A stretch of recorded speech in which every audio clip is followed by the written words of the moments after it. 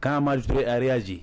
pour se faire un nom, ou bien pour se démarquer de l'importance ou bien de la position des Sénégalais, tu as vu que les Sénégalais se sont démarqués de sa personne. Kon dëgg rek mooy dëgg quoi en réalité. Voilà on l'a si mën a vraiment noonu la demee bon mu ngi noonu j'espère juste que ne dinañ revenir à la raison ñu wax ci leneen mu di le cas Krépin Diatta mais bien sûr pour ñi nga xam ne nii ñoo amoon malaise loolu ñu bëri dañoo jàpp ne fédération sénégalaise de football daf ci war a ubbi enquête ndaxte 4 joueurs yoo xam ne ku ci nekk ci ñoom am nga malaise ci jour match bi Krépin nee na am na malaise 4 fois ñoom dañoo jàpp ne xëy na ñi nekk ci staff bi soit ci lekk bi la wala leneen ndax loolu jar na ubbi enquête. waaw ba moi personnellement. le plus important dans cette situation là. li ma ci ëppal solo. mooy que ces joueurs retrouvent leur santé d'abord. alhamdulilah. jàpp naa ni aujourd'hui j'ai vu que ni Pape Matar Sarr retrouvé na clubam Tottenham. gis naa ñu mu arrivé ñu di ko accueillir. voilà Ousseynou Niang bi ci parade bi maa ngi koy gis muy fecc ça va que ni ça montre que ni ça va. voilà Krépin Diatta su mënee ñëw bay jël la parole di prononcer c'est parce que alhamdulilah. pour man d'abord loolu moo ci ëppoon solo. beneen bi topp aussi mooy situation parce que on dit parfois que ni ce sont les bonnes informations qui font les bonnes décisions ñun ñi ñëpp nous sommes dans la supposition. quoi qu'on puisse dire parce que benn bi topp nañ sunu esprit de défante n'est-ce pas ba on s'est dit que ñenn ñi rangé nañ ko ci lekk bi on sait pas parce que xamuñu lu xew ñenn ñi aussi jiñ nañ ko les Marocains on sait pas mais tout compte fait on a une fédération on a des dirigeants nit aussi bu la jiitee parfois da nga koy wóolu ni nga koy wóoloo mooy situation bu nekk ak nañu koy gérer ni ñu koy gérer mooy parfois tey même bu fédération génnoon prononcé wu wax ci mbir mi Sénégalais yi loolu doon ci doy maintenant ñoom argument yi fédération bi joxe argument yooyu la di jëlaat maintenant pour parfois sax créer waat beneen situation boo xam ne dañuy situation bu inconfortable et parfois mën na dem ba ñun li ñu jot am muy le grand retrouvaille autour du Sénégal. par exemple mën nañoo dem ba xaw koo ñàkkaat et moi je pense que la fédération ils sont bien informés jàpp naa ne ils ont suivi avec tact et intelligence la situation ba par exemple tout s'est remis dans l'ordre on dit d'abord alhamdulillah te parfois aussi ñu bañ a chercher des situations inconfortables dans le confort. Parce que le confort mooy les joueurs ont trouvé leur santé. alhamdulilah loolu cela n'empêche nag su fekkente ne am na ay mbir yoo xam ne loolu ce sont des choses anti-sportives ñu retrouver ko ci la fédération aussi doit aller jusqu'au bout de sa logique. mooy topp la situation ba mu ñëw. naan topp la situation cela ne veut pas dire que ni lépp dañ koy ñëw daal koy teg ci kaw table ji pour ku nekk am ci avis. moi je pense loolu laa ci bëggoon. oui docteur Ousmane concernant état de santé bu joueurs yi moo xam Krépin Diatta Ousseynou ak it Pape Matar Sarr am na aussi benn ku bokk ci staff technique bi. bi ma gisee Ousseynou Niang naa foog ne moom la sax. Ousseynou Niang la quoi. Ousseynou jotoo dugg. non jotuma dugg Real même maa jël maire maa ci ëpp bës. di surtout loolu Real loolu moo ci ëpp solo. non surtout c'est-à-dire Yohan Diouf mu ngi nii footballul. moo jël ndam li de. déjà moo ëpp bës ci kii bi. lu cela montre que ni kenn du fàtte si cela montre que ni dans la vie. ouais. positif rek a baax. c'est vrai. voilà Ousseynou Niang li mu am ci CAN bi ak amour bi mu am ci Sénégal yi il ne l'a pas eu de par son talent. mais il a eu de par son esprit positif et loolu leçon la boo xam ne c'est dafa war a dem au-delà du football dans la vie mbir moo mënti nekk soit positif rek incha allah boo bëggee ñëpp jàmm sunu borom moo lay fay jàmm ji nga xam ne par exemple moom nga leble. je suis totalement en phase dans la vie lépp loo nekk.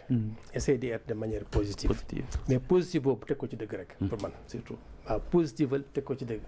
léegi waxu Krépin lañ doon wax Krépin moo waxal boppam. bien sûr moo ne am naa malaise 4 fois. donc kenn mënu ko weddi am na malaise. Au-delà de Krépin ñun on a une équipe de professionnels. une équipe professionnelle et une équipe de professionnels. fànn boo mënti jël ligne boo mënti laa rek professionnel moo fa nekk. am nañu ay médecins. da yaakaar ne médecins dañu tëddoon foofu di nelaw wala dañ leen fa yóbbu pour ñu doon nelaw.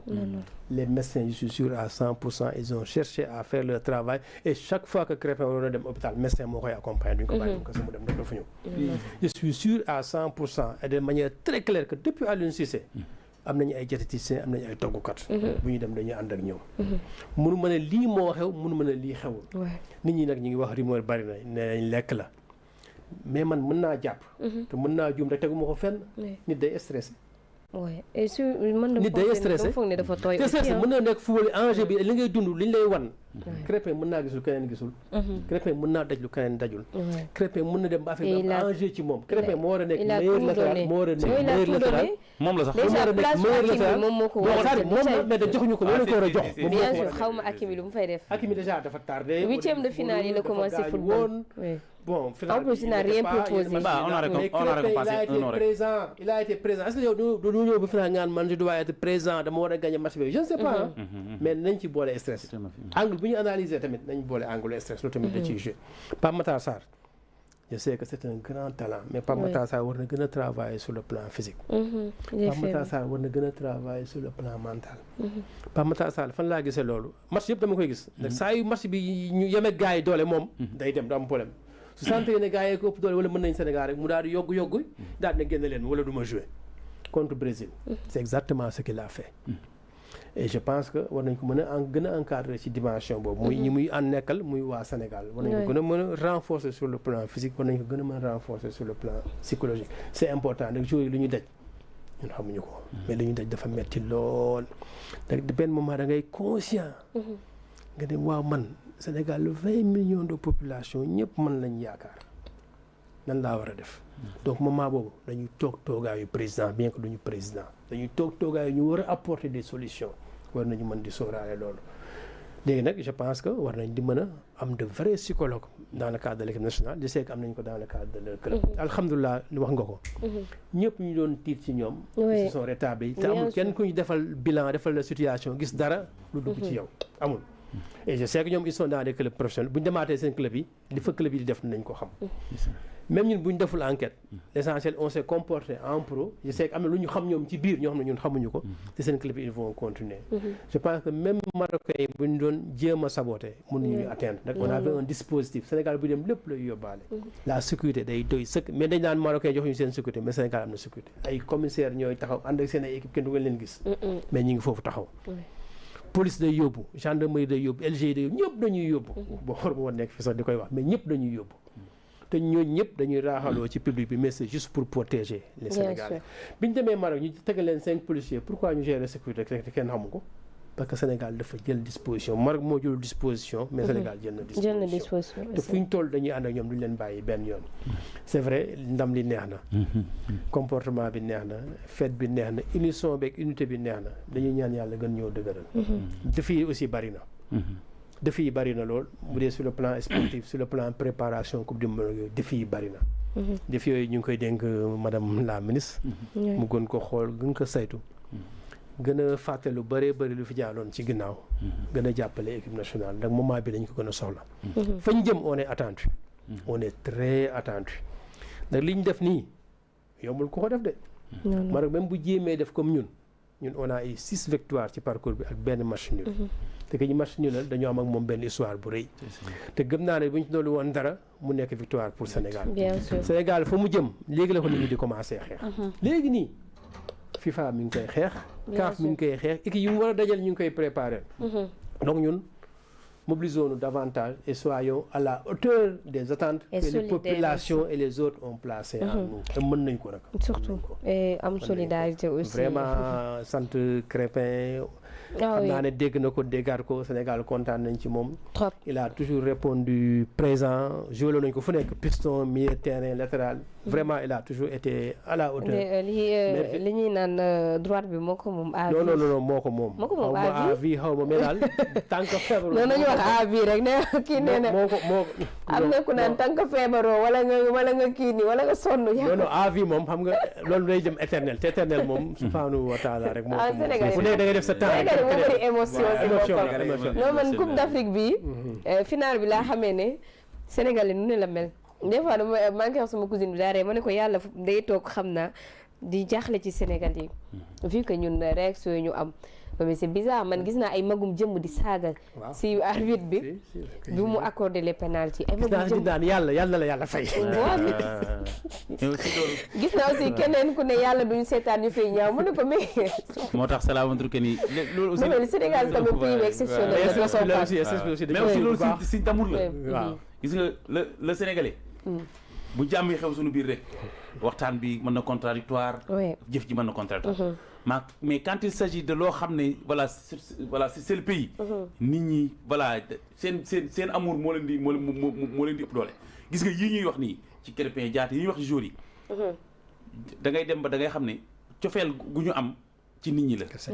jamono ji Krépin Diatta le Sénégalais il est exigeant c'est comme le supporter du Real Madrid par rapport à son club c'est comme le Mancunien par rapport au Manchester United le Sénégalais il est exigeant boo defee xool Krépin Diatta tolloon na ay mois bi mu fa excentré en termes d'efficacité mu am benn recul mais les Sénégalais voilà si ngaañ nañ ko tey bi mu ñëwee ñu indi ko ci beneen poste muy produire de beaux résultats mais Sénégalais yi dañ koy jël adopté ko avec amour cela montre que ni Sénégalais yi mbiram kenn du ko taxal suuf moom nay baax rek loolu moo tax pour mooy émotion yi ngay wax am na ñoo xam ne leer na ma leer yaa keroog maa nga sama benn comme ma ne ko man su ma nekkoon international keroog ma nekk ci terrain bi sama àdduna dootuma football parce que arbitre bi moom xam naa ne moom voilà amoon naa yéene ci moom joo xam ne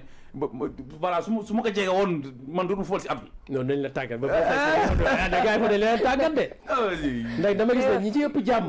ñi ci ëpp jàmm su boobaa dañu wane may ree ba sonn nee nañ arbitre bi tout ce qui brille n'est pas de l'or vont pas l'enlever sa tête.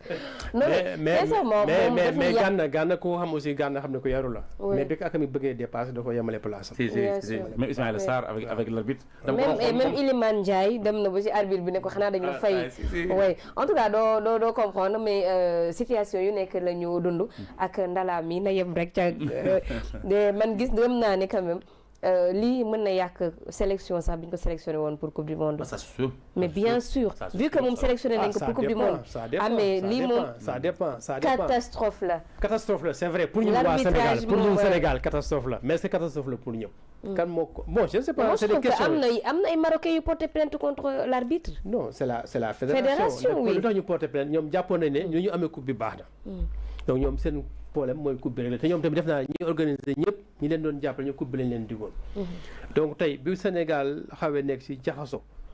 il fallait que arbitre bi arrêté match bi def rapport rek Maroc jël coupe bi il fallait que tamit bu waa ji tiré mu ne góol bee bougé rek ñu tiré waat penalty bi il fallait que ñun bu ñu dugalee bii bu falaa boobu boo xoolee joueur yi avant ñuy jubilé toog nañ nii ñëpp gëstu di xool arbitre bi oui hésité même RTS sax boo ñu ko seetaan RTS gis nañ ko dugal nañu mais nii laa def man toog ñëpp tant que arbitre bi demul woon doxee central su ko neexoon mu ne pourtant la ki terrorisé nañu donc loolu est-ce que ñàkk sagoom la wala est-ce que leneen la mais lu mu ci mën doon rek nañu xam ne ñun duñu ñoo koy